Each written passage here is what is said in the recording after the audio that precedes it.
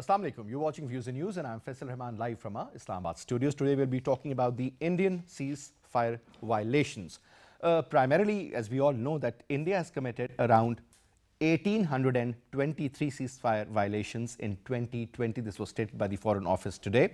They further added that 14 people were martyred and 138 innocent civilians injured during this time period, because primarily these Indian forces, they use quite heavy weapons, by the way, and they target the civilian population, and they don't care whether there are elderly people living there or they are women or children. So they are being targeted, and this is the end result. 14 martyred, 138 innocent people were injured during the last 1,823 ceasefire violations. Now moving on, and Indian forces, primarily, as I mentioned, that they are targeting the civilian sides. I mean, this is the kind of aggression they have shown throughout. On the other hand, you talk about the latest 4.5 generation Rafale planes that landed in Ambala yesterday, and there was this ceremony, and interestingly, all the 4 villages around that particular base, they had to impose the section 144, primarily that 4 people cannot together stand anywhere. Just imagine, this is the kind of fear they have. I don't know what is exactly brewing in their mind, but this is something pretty funny. Now, will those be used against Pakistan or China? Now, that is a big question. And then the French authorities, they have also, in fact, made sure that the rest of them, the last one, will be delivered by the end of 2021. So that means around next 13, 14, or maybe 15 months. Will it change the balance of power in the region? Are they practically trying to deploy them in Ladakh, or since they have deployed them in Ambala, so that is also a major northern base. So Pakistan isn't that far. And if you remember one of the Modi's statement, in which he said that if we had Rafales, things would have been very different. So what exactly do they have in their mind? To talk about that, and again, about the atrocities committed by the Indian forces in the Indian occupied Kashmir, that is going to be another topic of our program. Let me introduce you to our panelists. First of all, let me also tell you about this gentleman, that this person, he's a senior analyst, he is a former F-16 pilot and an officer commanding of the prestigious Combat Commander School of Pakistan Air Force. He was the part of the team that evaluated Mirage 2005 for PAF. And needs no introduction, Air Vice Marshal retired Faiz Amir Saab, who's a senior analyst. So thank you very much for taking out the time and talking to PTV World. We will also be joined in by Aslam Rizvi Saab. He's a former ambassador and a senior diplomat. Aslam Rizvi Saab, pleasure having you, sir. And we will have Muhammad Ziauddin Saab, a senior journalist, over the telephone, and we'll also be taking his comments regarding this particular situation that is being developed. Faiz Saab, first of all, sir. Now, let me start from this Rafale deal, sir. Well, immediately after the Ladakh incident, the Indian Defence Minister had to rush to France and to primarily to Russia, and obviously they were talking about buying some MiG-29s and some more Su-31s, MiKs, and then earlier than that they had a deal of this Rafale, 36 of them. I mean, they will be gathering these kind of modern gadgets from left, right and center, and the kind of mindset the Indian government has at the moment, sir, where is it leading? Well, it was very surprising, a statement by the former Air Chief of Indian Air Force, where he said that was in relation to the last February Balakot incident, in case we had Rafale, the results would have been different. Now, that remark and the current noise on the Indian media is actually degrading Indian Air Force. Indian Air Force is a 4th or 5th largest air force in the world, full of professionals, air warriors, and I'm surprised such kind of statements about such a valiant force, they go unnoticed. India, on that day in February 26th, 27th, already had over 260 Su-30 MKIs, scores of MiG-29s, scores of Mirage 2000s, and hundreds of MiG-21s, Bisons modified They all were carrying BVR missiles and infrared missiles. They were supported by airborne radars and plethora of ground radars, air defense radars. Now, if with all that wherewithal, if one of the largest air force still needed another aircraft to counter an adversary which was many times smaller, I think the fault lay somewhere else. As a commander of a very sterling fighting force, B.S. Dhanova should have come forthright. I think this aircraft that they have made so much noise about and they're still making so much noise about is another aircraft in their inventory. And it is too early to show their teeth to their neighbors. We've had, actually, India is now having their F-16 moment, which we had 37 years back. A revolution in aviation, a revolution in fighter flying. I think these 5 aircraft are, I'm not sure whether they have the Meteor long-range BVR missile or not. The difference between the F-16 C and D Block 50 and the Rafale, the major difference is in its radar and in its missile that has a slighter, greater range than the AIM-120. AVM Sahab, let's start off from these couple of questions regarding the planes. Now, first of all, the Indians have used the French technology before also. They have been flying these Mirage 2000s for quite some time. You talk about the induction of Rafales. That's also a delta wing plane, multi-engine, and then on top, sir. Now, tell us, first of all, sir, the kind of weapons it can carry. And then, obviously, is it a 4.5 generation jet or a 5 generation jet? And if you compare it with the modern jets of the world, for example, F-22 Raptor or let's say F-35, where would you rate it, sir? So that we can understand also. Actually, this aircraft, first flight was about 35 years back. So it's not a new aircraft. All right. Its first flight was for the French Air Force in 1995 or 96. And at that time, I was in France. I was evaluating the Mirage 2000-5 for the Pakistan Air Force. All right. I happened to see the simulator of the same Rafale. Rafale is a beautiful aircraft. It's very potent. As I said, its potency lies in its radar system, its avionics, and its missiles. Rest all weapons, Pakistan Air Force has compatible weapons. F-16 C and D, I would probably rate Rafale edge high, slightly better in terms of its radar and missile than F-16 C and D.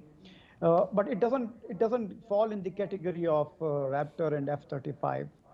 I think that would be overstating the capabilities of this particular aircraft. And what about J-20 of China, sir? Because normally the Indians, whenever you hear them talking on their media, they always compare it with J-20, and they've been saying that J-20 now is no more a threat. Is J-20 still a threat for the Rafales?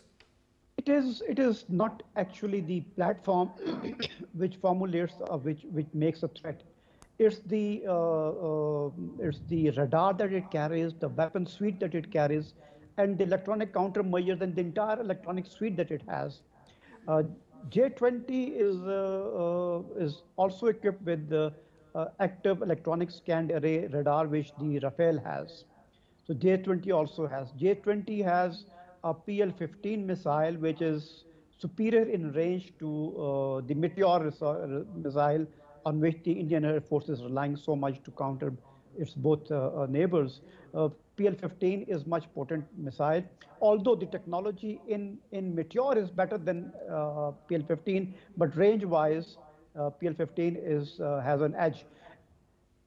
China also has developed PL-21. Now, if you allow me, AVM Sahib, if you allow me, sir, I'll just get back to you. We've also been joined in by senior journalist Mohammad Ziauddin Saab, so I would like to have his word also on the same issue. Assalamu alaikum, Zia Saab. Zia Saab, thank you very much for talking to PTV World. Sir, first of all, the Foreign Office today mentioned about the Indian ceasefire violations. They said 1,823 violations so far in 2020. and 14 people have been martyred, 138 were injured, and they are primarily targeting the civilian population on our side of the border. And at the same time, we hear that a lot of atrocities are being committed in the Indian occupied Kashmir. I mean, there seems to be no ending to the misery those people are going through. Now, first of all, your take on that part, sir, the violations. Well, and usually I don't use extreme words, extreme terms to describe politicians, especially prime ministers of the countries. But I'm compelled to describe Mr. Modi as a madman. And he has perhaps, Kashmir was already a problem for India because they had to keep 700,000 troops in that place for the last now almost 30 years. And they've been killing people there. They're suppressing people. They've been suppressing people there. And now, after having rather tried to integrate Kashmir into Indian territory, Indian Union, he has actually, compounded the problem for India. And this will lead India to a crisis, which already, I think India is already in the midst of that crisis. And they'll have to bring some more troops there. And already, because of what's happening in Indian-held Kashmir, there is this crisis between India and China and Leh, and between Pakistan and India on the LOC. He has actually tried to take on too much, and I think he's actually destroying India, and that would be too. That would create problems for the region.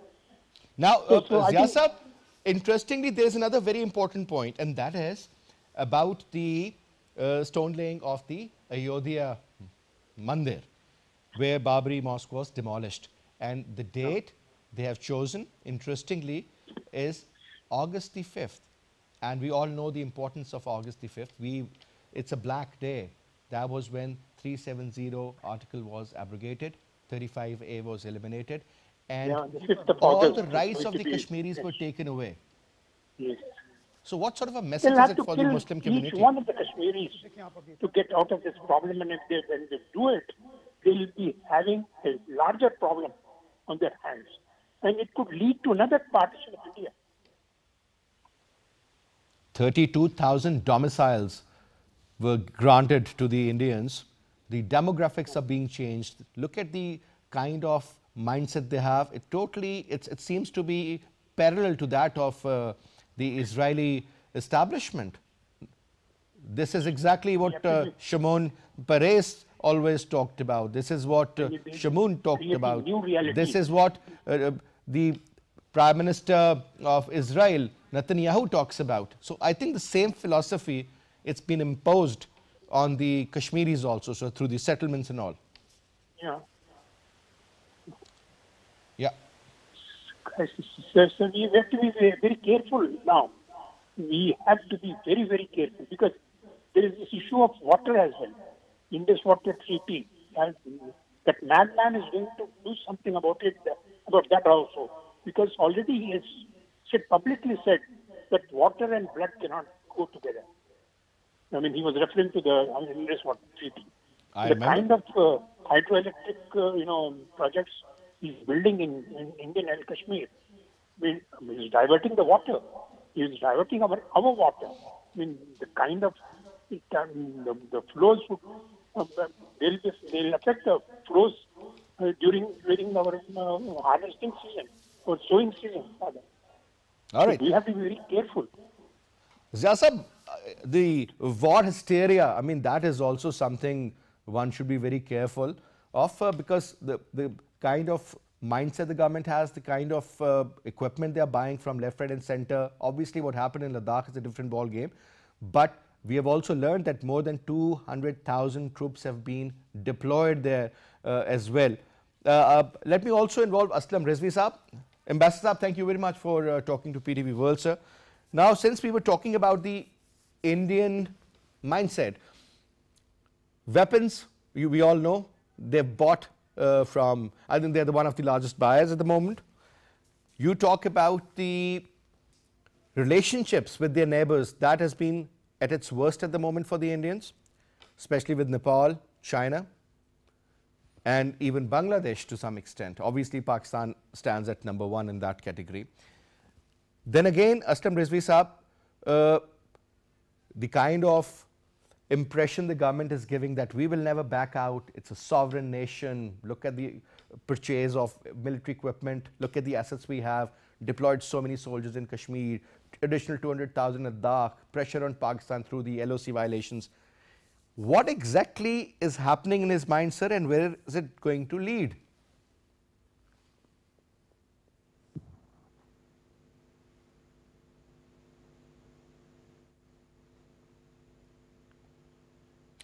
Aslam Rizvi Saab, I think we'll just get back to you. We can't hear you actually. There seems to be some technical problem.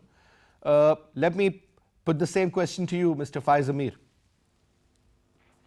Can you repeat your question, Faisal? Sir, that is regarding the deployment of the Indian soldiers in Ladakh now, 200,000. And then the kind of, we have heard sorties they have sent, the kind of equipment that they have sent in Ladakh on their most northern base, and then the main possession of, when it comes to Ambala. Now, there is more debate going on that where to place the new planes, how to maneuver. So it seems that this war hysteria still exists out there, sir. Yes, it has always, since the very first election campaign of Mr. Modi, the war hysteria has been on. And there's no letting it down by Mr. Modi. I think he's faced some very serious setbacks in Ladakh and in Iran both. And this series of setbacks started from last February 2019 in the famous or infamous Balakot incident. And since then, he has been having one or the other. He has lost so many state elections. He was surprised by the Chinese in Ladakh. So this is all, and more recently, his expulsion from the Chabahar railway project from Iran. So all these setbacks, and then and to keep his airtime busy, and to keep his people glued to what he wants to say, he has raised this particular show of making it a show of national level, the arrival of five aircraft. And at the same level, he is now, after having lost his esteem and after having lost his 56 inches chati, I think he is now trying to recover that lost ground. He is too late now, because the weather in Ladakh starts to go very cold in the mid of August, and his deployments are probably, he will be facing another big dilemma in that area of sustaining that forces. All roads will be choked. His aerial links will not be there. The Ladakh will not have the kind of infrastructure to support these forces. But sir, if you look at Ambala, their main base, and the surrounding area, this is the northern side of India, primarily, sir, do you think that is a major base they have? They can actually support if any operation goes, let's suppose in Ladakh or around that area, in any misadventure again by the Indians, which I doubt they'll do. But let's suppose. So, do you think they have the counter policy as well there, sir?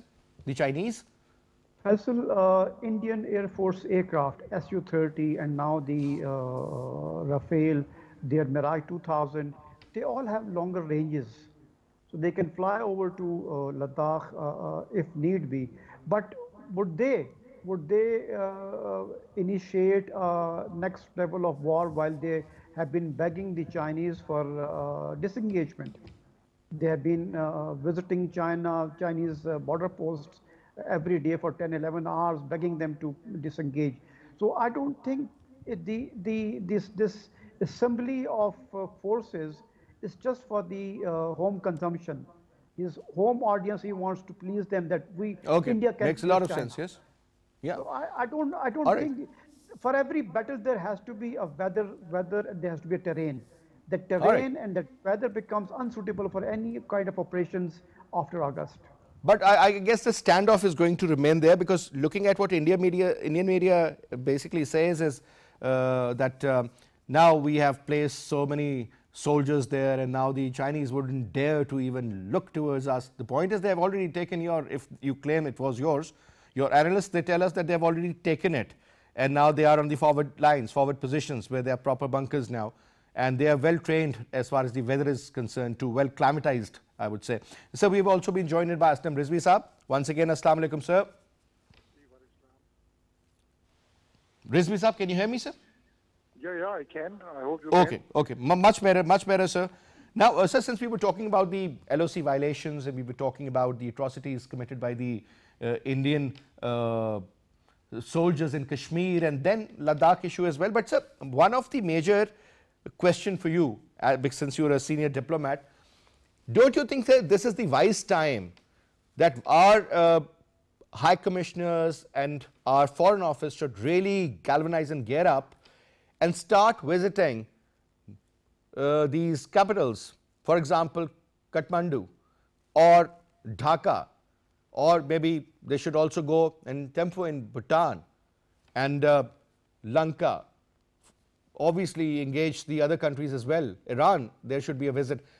Now the ties of the Indians there seem to be pretty shaky because of the American alignment they have joined. Eventually it's taking away the Indians from their own neighbors. Don't you think, sir, our diplomacy should be done on war footing now and capitalize on the situation? Yes, you're right. The situation is, as you see in India, is pretty bad.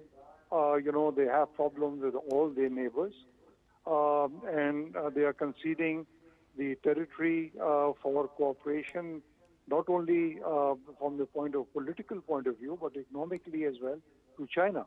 And Pakistan needs to join hands with China to put pressure worldwide to highlight what India is doing in the region and the danger that it brings to the stability and prosperity of the region. The induction of the Rafale brings around a change in the military balance. And this is something that we have seen happening in India for a long time. They are the first ones to bring about changes which endangers the whole region, be it initially, the nuclear policy, and then the nuclear test and so forth, and now the induction of the latest, aircraft like the Rafale and so on. And they, of course, have a plan to further bring around the purchase of equipment and military hardware.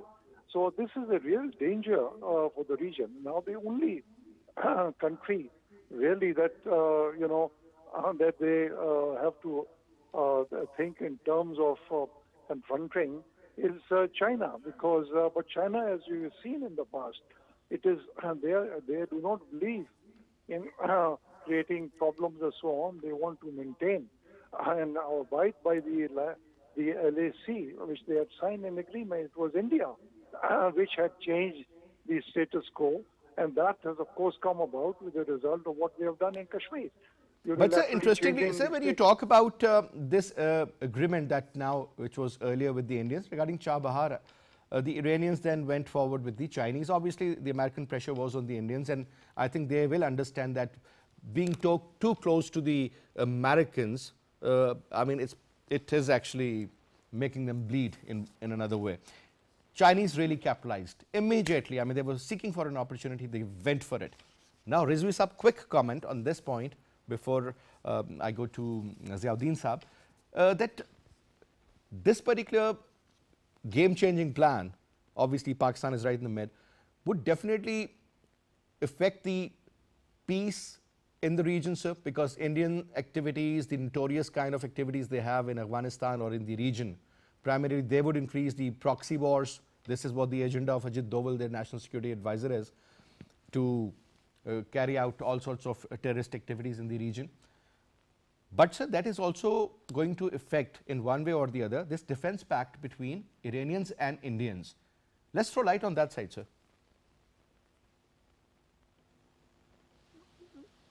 Yes, as you see, the relationship already between the Indians and the Iranians have been going down of late.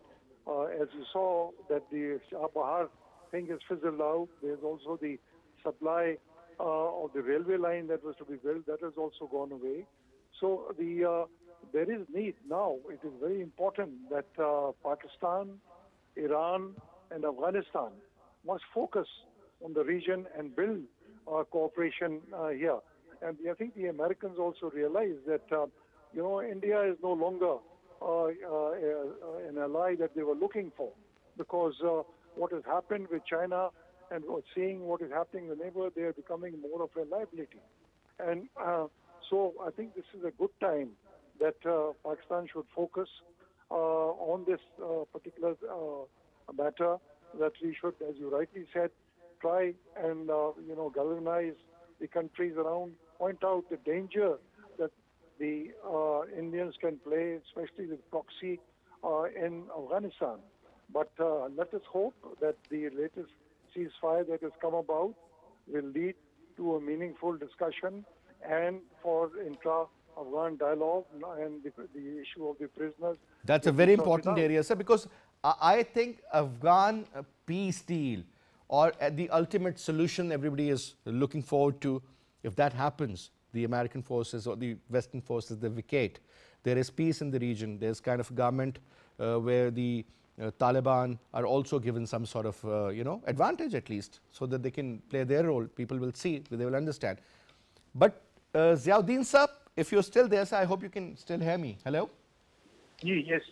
Zia Saab, when you relate the Afghan peace and the Afghan peace process to Kashmir, because there is another school of thought that says that if there is proper peace, because when you talk about Iran, Pakistan and Afghanistan on the same page, that means obviously with the Chinese will, these Central Asian states, they will open up, economic activity is going to take place. Russians would be happy because of that, because their belly is very vulnerable, as they say. So the peace process is going to be something everybody really would be looking forward to, other than one country, and that is India. It doesn't suit them. And then all the neighbors of, I think we lost Zasa, but let me put this question to Faiz Amir Saab, the same question, that when you talk about this particular settlement in Afghanistan, sir, do you think that the future of Kashmir, that would be of prime concern for the Indians? Because you never know, sir, then the Taliban factor might opt for the freedom of Kashmir maybe, and this is something which the Indians would never want. Faisal, I think the spoiler that we have been talking about in Afghanistan peace negotiations is obviously India.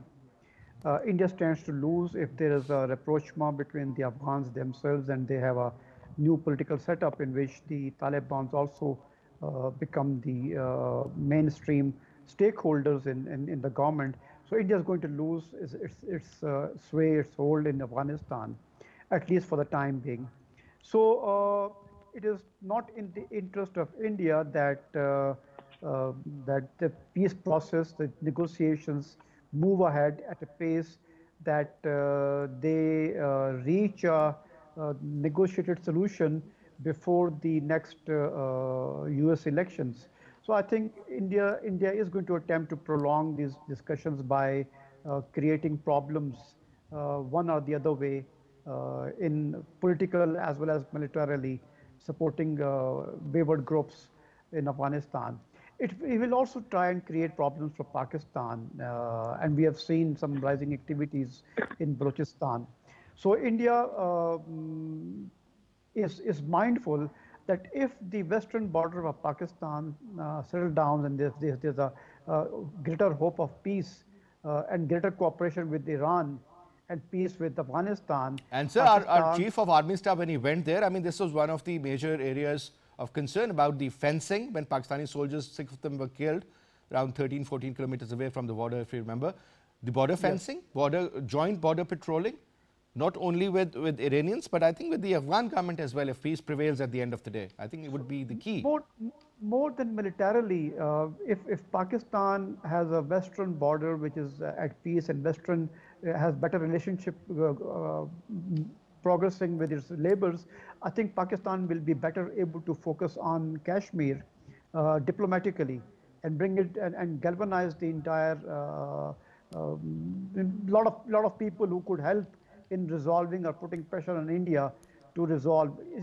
Just as a reminder, just 5 days away that India annulled the Kashmir special status and declared it a union territory. Exactly, sir, and chosen the same day for the stone laying ceremony of the mandir. Yeah, and for the last 360 days, the Kashmiris have been in a lockdown and virtual blackout of their internet with the rest of the world, and the world doesn't get to know what's actually happening in Kashmir. So all these portents that you see, that the changing geopolitical situation in our region is worrisome for India. Yep, very interesting analysis, sir. Zia Sab is back. Zia Sab, the question, in fact, which I had asked you earlier, in fact, was answered by Faiz Amin Saab, that now, sir, when we talk about Kashmir, I think the kind of momentum, this indigenous homegrown movement for the right of the Kashmiri people, and then 1 year ago, on the 5th of August, sir, what happened, and the misery of the Muslims, the misery of the, I would say, the Dalits or the minorities, even churches were burnt, if you remember. More than 200 people were killed during the visit of Donald Trump when everything was going on. So there are a lot of vulnerabilities. And now India is very vulnerable as well. Talking to a very senior diplomat yesterday, he said that, you know, whatever Pakistan is doing, India is doing to Pakistan, Pakistan should do the same. We should make India bleed too. Don't you think, sir, this is the right moment to do so? Bleed in what way? Sir, what India is doing in Pakistan, we should also promote their movements. For example, in Kashmir, for example, in Manipur, in Assam, in Bengal. Oh, yes. Nagaland. And this experience, we can do it, but we have to be very realistic about our own, endowments. I mean, our own instruments with which to do that. Because we can do that diplomatically, sir. We don't need to send somebody there in those areas, but we can do that diplomatically. Yeah, we have the experience. But then I think we must mobilize the Muslim world plus the Kashmiri diaspora. They are in a position, the Kashmiri diaspora the world over and the Muslim countries. If we can mobilize these sectors on the issue of Kashmir, you know, Turkey has already taken a position. Even Iran has taken a position. Malaysia has taken a position. So we could mobilize these all other Muslim countries. I think Central Asian countries would matter a lot. They are the regional players as well. Yes, we could do it. So we have to be careful on how we go about handling this situation. Do we answer India in the same coins with which it is handling the Kashmir issue, or do we do a out of the box, you know, solution? I mean, a way out. I think we must try to use the democratic way, the peaceful way, the putting pressure, you know, moral pressure on India. Well, it is very difficult to put moral pressure on a madman like Modi. But morality, I guess, doesn't exist in the Indian culture, sir. Morality for Modi, what is morals, moral values? Aslam Rizvi Saab, another important area I think we should also talk about, since Zia Saab mentioned about the Kashmiri diaspora. I think the regional cooperation, because if you look at the Indian relationship with their neighbors, find me one single country which is happy. Either some of these countries are subservient to the Indians, or rest of them have a conflict. Some have open conflicts, some have fought wars with them. Don't you think this is the time where we can actually go for a regional isolation along the sidelines of the diplomatic isolation, sir? Well, in a sense, India is itself being isolated because of the differences it has developed with the neighbors that you pointed out earlier. And it is important that Pakistan should find with the other regional countries areas where we can cooperate, and Yes. We should try and put aside the Indian influence in that area. But then again, India they have problems right now, but it is the biggest regional power, and it does have levers and pressures that it can assert on the neighbors and so forth. I think it has to be a gradual shift from whatever we were seeing earlier. We see already the differences that have developed, especially with Nepal and India, and even with Bangladesh, as we have seen. China is now moving in. They are abandoning cooperations and various fields which are giving way to China. Pakistan is now, for the first time, the Prime Minister has had a chat, and we have had some discussion and so forth.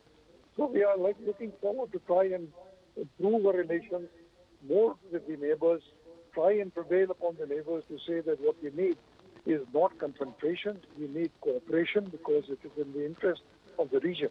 And we should find ways to do this cooperation. And we can get hold of the support of the UN, we can get a hold of the support of the EU and the rest of the world. That is where the Pakistan focus should be. We should not try and, pay back India, in a tit for a tat kind of thing. We've had a policy at one time, of supporting the insurgencies and so forth. We are looking now, we are on a high moral ground right now. And India is really being looked down upon. They have problems, not only economic problems, but also because of the coronavirus. They are facing those problems. And as you see, in order to divert attention, on the 5th of August, he is now going to, inaugurate the temple and so on. So India and Modi is really in big trouble. And a quick just mention, in a passing, because you started with the Rafale aircraft and so forth. As it had over so many years, there was a controversy about the kickbacks and corruption in that. Although the High Court had, cleared it up, but it is mentioned that it was probably a deal because then the Chief Justice there was then inducted in Lok Sabha. And even now, Rahul Gandhi, if you see his statements on that, he said he's questioning the price of the Rafale aircraft. He's questioning the number of aircraft that is being bought and so forth, and why it was not given to HAL. So you see, there are so many problems that India is facing. Whether they can brandish, a new acquisition, but the corruption that is prevailing in the country, and the economic situation, which is there, Yep. supposed to have been 5 GDP, now is going to be 0 GDP. They are in big trouble, and we should capitalize on this. We should try and prevail upon the other countries to please help us. Not allow India to interfere in Afghanistan. We should focus on a regional approach here and look towards the opening out to Central Asia and other places. That is in the interest of the entire region. All right. Thank you very much, Ambassador Saab. It was a pleasure having you, Air Vice Marshal Faiz Amir. And thank you very much, Zia Saab, for your participation in our today's program. And that's all we have for this hour. I'll see you, inshallah, later on Monday. Till then, you take good care of yourself. Khuda Hafiz.